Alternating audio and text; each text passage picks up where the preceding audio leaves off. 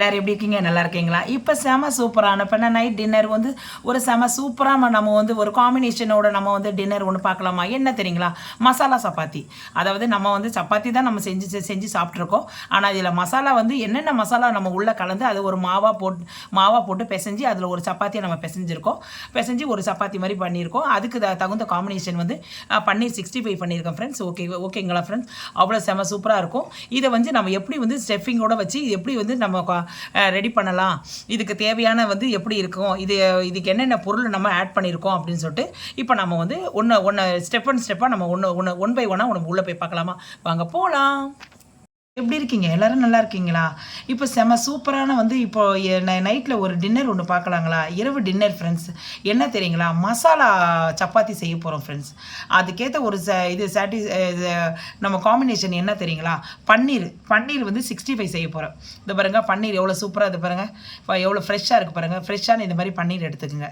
நான் அதை எடுத்து வச்சுருக்கேன். நான் இதேமாதிரி ஒரு எடுத்து வச்சுருக்கேன் பன்னீர். நானும் ஓனாக நான் செஞ்சது ஃப்ரெண்ட்ஸ். இதை நான் கடையில் வாங்கலை, பாலில் நான் வந்து இது பண்ணி நான் அது கூட நான் வந்து என்னுடைய வீடியோவில் வந்து என்னுடைய இதை போட்டிருக்கேன். நான் அதை நீங்கள் பார்த்து தெரிஞ்சுங்க, பன்னீர் எப்படி செய்யறதுன்னு சொல்லிட்டு நான் அதையும் போட்டிருக்கேன். இது ஓனாக தான் நான் செஞ்சுருக்கேன் ஃப்ரெண்ட்ஸ். இதே மாதிரி இது எப்படி செய்யணும், இதுக்கு தேவையான பொருள் செம சூப்பராக இருக்கும் ஃப்ரெண்ட்ஸ். இதுக்கு வந்து நீங்கள் வந்து காம்பினேஷன் வந்து நீங்கள் ஏன்னா வந்து இது வந்து நம்ம மசாலா தான் சப்பாத்தி செய்கிறனால அதுக்கு வந்து எதுவுமே தேவை வேண்டாம், சைடிஷ் எதுவுமே வேண்டாம். ஆனால் நான் பன்னீர் 65 செய்கிறேன். உள்ள ஸ்டஃபிங் வச்சு அப்படியே ரோல் மாதிரி செஞ்சு சாப்பிட்றதுக்காக நல்லாயிருக்கும், டேஸ்ட்டாக இருக்கும். இல்லைனா நீங்கள் தேங்காய் சட்னி கூட நீங்கள் வச்சுக்கலாம், அது உங்களுடைய சாய்ஸு. நீங்கள் இல்லைனா அப்படியே கூட நீங்கள் சாப்பிடலாம். இது எப்படி செய்யலாம், இதுக்கு என்னென்ன பொருள் வேணும்னு சொல்லிட்டு இப்போ வீடியோக்குள்ளே போய் பார்க்கலாம். வாங்க போகலாம். ஓகே ஃப்ரெண்ட்ஸ், இப்போ வந்து நம்ம மாவு பிசைஞ்சிக்கலாம். அதுக்கு ஒரு நல்ல அகலமான பேஷன் எடுத்துக்கலாம். இதில் வந்து நான் 1 கப்பு வந்து கோதுமை மாவு போட்டிருக்கேன். இது வந்து 250 கிராம் ஃப்ரெண்ட்ஸ். இதில் வந்து நான் 2 கப்பு எடுத்துக்கிறேன், 500 கிராம் எடுத்துக்கிறேன் நான். ஓகே ஃப்ரெண்ட்ஸ், 1 கப்பு போட்டேன், இது 2வது கப்பு. இப்போ இது மொத்தம் வந்து நம்ம ரேஷியோ வந்து 500 கிராம் போட்டோம் ஃப்ரெண்ட்ஸ். இப்போ கோதுமை மாவு 500 கிராம் போட்டோம்.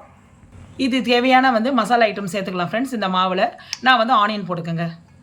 வந்து நம்ம சின்ன சின்னதாக அரிஞ்சு வச்சுருக்கோம், ஆனியன் போட்டுக்கலாம். இதில் கொத்தமல்லியும் கருவேப்பிலையும் போட்டுக்கலாம். ஒரு 1/2 டீஸ்பூன் வந்து மிளகாத்தூள் போட்டுக்கலாம். ஒரு 1/2 டீஸ்பூன் வந்து சோம்பு பெருஞ்சீரகம் போட்டுக்கோங்க ஃப்ரெண்ட்ஸ். ஒரு 1/2 டீஸ்பூன் சீரகம் போட்டுங்க ஃப்ரெண்ட்ஸ். ஒரு 1/2 டீஸ்பூன் கரம் மசாலா போட்டுக்கோங்க. இதில் வந்து வேக வச்சு உருளைக்கிழங்கு வந்து இது சின்னது வந்து ஒரு 6 பீஸ் போட்டிருக்கேன். இது பாருங்கள், இது ஒரு 4 பீஸு. அப்புறம் இன்னும் ஒரு 3 பீஸ் வந்து இதை போட்டிருக்கேன் பார்த்துங்க. மொத்தம் 6 உருளைக்கிழங்கு, சின்ன சின்ன கிழங்கு, இதையும் போட்டுக்கோங்க. இப்போ தேவையான அளவு சால்ட்டு போட்டுக்கோங்க ஃப்ரெண்ட்ஸ். இப்போ வந்து நம்ம கொஞ்சம் பெருங்காயம் போட்டுக்கோங்க. ஏன்னா உருளைக்கிழங்கு கொஞ்சம் வாய்வு தன்மை இருக்கு இல்லைங்களா?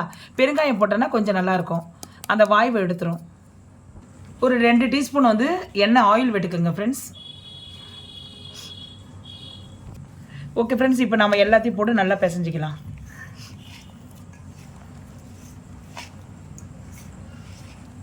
உடம்புக்கு நல்லா ஹெல்த்தியாக இருக்கிறோம் ஃப்ரெண்ட்ஸ். ஏன்னா வந்து பசங்களுக்கெல்லாம் நீங்கள் கொடுத்தீங்கன்னா ஒரு நைட்டு வந்து நம்ம ஒரு டின்னராக இது குழந்தைங்களுக்கு நீங்கள் கொடுத்தீங்கன்னா உடம்பு ரொம்ப ஆரோக்கியமாக இருக்கும். ஏன்னா வந்து நம்ம கோதுமை மாவில் முழுக்க கோதுமை மாவு, அதில் அதுக்கப்புறம் நம்ம வெங்காயம், பொட்டேட்டோ நம்ம எல்லாமே சேர்ந்து நம்ம செய்கிறனால உடம்புக்கு ரொம்ப ஹெல்ப்ஃபுல் ஃப்ரெண்ட்ஸு.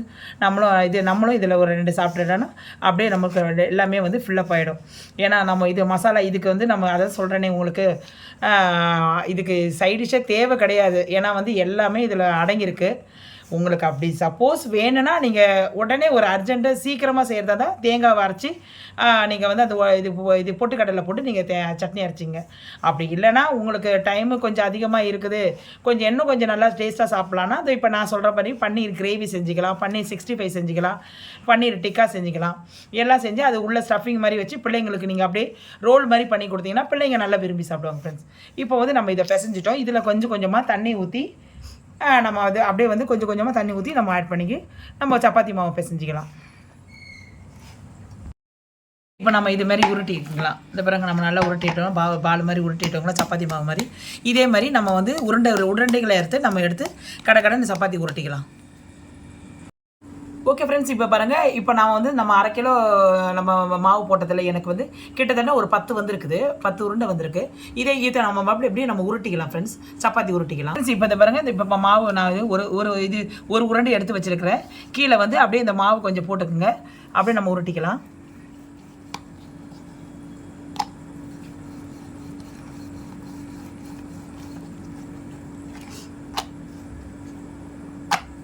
இது பாருங்கள், இதே மாதிரி நம்ம உருட்டி எடுத்துக்கலாம். இது பாருங்கள், இதே மாதிரி நம்ம எல்லாத்தையும் நம்ம அப்படியே உருட்டி எடுத்துக்கலாம் ஃப்ரெண்ட்ஸ். இது பாருங்கள், தெரியுதுங்களா? ரெடி பண்ணிக்கலாம் ஃப்ரெண்ட்ஸ். நான் வந்து ஒரு மைதா மாவு ஒரு 3 டீஸ்பூன் போட்டுக்குங்க. இதில் கார்ன்ஃப்ளவர் மாவு 2 டீஸ்பூன் போட்டுக்கலாம். கொஞ்சோண்டு பெப்பர் தூள் போட்டுக்கோங்க. கொஞ்சோண்டு மிளகாத்தூள் போட்டுக்கோங்க. தேவையான அளவு சால்ட்டு. கொஞ்சோண்டு இஞ்சி பூண்டு பேஸ்ட்டு போட்டுக்கோங்க. அப்படியே கொஞ்சம் தண்ணி ஊற்றி பிசைஞ்சிக்கலாம் ஃப்ரெண்ட்ஸ். கையை நைஸ் பண்ணிவிட்டு பிசைஞ்சிக்கோங்க. ஓகே ஃப்ரெண்ட்ஸ், நம்ம நல்லா கலந்துட்டோம். இந்த பாருங்கள், நல்லா திக்காக இருக்குது. இப்போ வந்து நம்ம அந்த பன்னீர் வச்சுருக்கோம் இல்லைங்களா, இதை எடுத்து அப்படியே நம்ம போட்டுடலாம். ஃபுல்லாக வந்து கலக்கிடுங்க. நான் வந்து பன்னீர் 65 செய்யறதுக்காக வந்து ஒரு கடாயில் வந்து வானலில் வந்து எண்ணெயை சுட வச்சுருக்கிறேன். சூடு லைட்டாக காஞ்சிட்டு இருக்குதுங்க. இப்போ நம்ம செஞ்சு வச்சுருக்கிறோங்களா பன்னீர், அதை எடுத்து மெதுவாக ஒன்று ஒன்றா போட்டுருங்க. மெதுவாக போடுங்க, ஃப்ரை ஆகட்டும். நீங்கள் வந்து இதை வந்து நம்ம கேஸை வந்து ஸ்லோ பண்ணிவிடுங்க. ரொம்ப பெரிய ஹை ஃப்ளேம்லலாம் வச்சு இது பண்ணாதீங்க.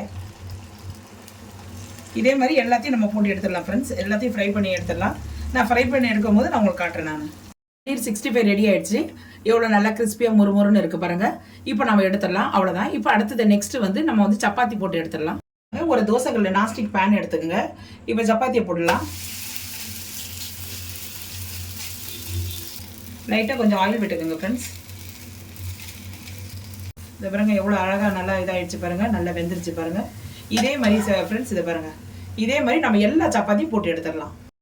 ஓகே ஃப்ரெண்ட்ஸ், இப்போ செம்ம சூப்பரான பிறகு நம்ம வந்து பன்னீர் 65 ரெடி பண்ணிட்டோம் ஃப்ரெண்ட்ஸ். இது ரெடியாக இருக்கட்டும். இப்போ நம்ம சப்பாத்தியில் வந்து நம்ம உள்ள ஸ்டஃபிங் வைக்கிறது எப்படி நம்ம இப்போ பார்க்கலாம். நம்ம ஓகே ஃப்ரெண்ட்ஸ், செம்ம சூப்பரான நம்ம மசாலா சப்பாத்திக்கும் அது காம்பினேஷன் வந்து பன்னீர் 65 ரெடி பண்ணி வச்சுருக்கோம் ஃப்ரெண்ட்ஸ். இது அவ்வளோ செம்ம சூப்பராக இருக்கும். இப்போ நம்ம நைட்டு டின்னருக்கு வந்து இந்த மாதிரி செஞ்சு சாப்பிட்டீங்கன்னா உடம்புக்கு ரொம்ப ஹெல்த்தியாக இருக்கும். குழந்தைங்க நல்லா விரும்பி சாப்பிடுவாங்க ஃப்ரெண்ட்ஸ். இது வந்து நம்ம இப்போ இதை நம்ம எப்படி வைக்கலாம்னு சொல்லிட்டு நான் உங்கள்கிட்ட காட்டுறேன். பாருங்கள், பன்னீர் வந்து ஒரு ரெண்டு பீஸை வச்சுக்கோங்க. ஒரு 2 பீஸை வச்சுக்கோங்க. இதை பாருங்கள்,